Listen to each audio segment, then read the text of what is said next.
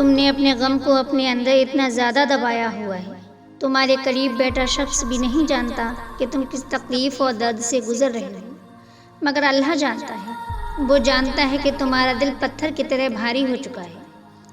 تمہارا بس نہیں چل رہا ہوتا کہ تم اس دل کو باہر نکال دو اور اس تکلیف سے آزاد ہو جاؤ۔ حقیقت میں کوئی بھی انسان میچورٹی کی اس ریئلٹی تک پہنچتا ہی نہیں ہے جب تک اس کا دل نہیں ٹوٹتا، جب تک وہ بے بس فیل نہیں کرتا، جب تک اس کا لاس نہیں ہوتا۔ اور اس دل ٹوٹنے کے بعد جو تمہیں درد ہوگا، اس کی انٹینسٹی اتنی زیادہ ہوگی، اس کی شدت اتنی زیادہ ہوگی، تمہیں یہ سمجھ آ جائے گا کہ دنیا کے اندر اس درد کی کوئی ریپلیسمنٹ نہیں۔ اور یہی وہ وقت ہوتا ہے جب تم سجدے میں گر پڑتے ہو، پھر تمہاری ملاقات تمہارے رب سے ہوتی ہے اور اللہ تمہیں ہیل کرتا ہے۔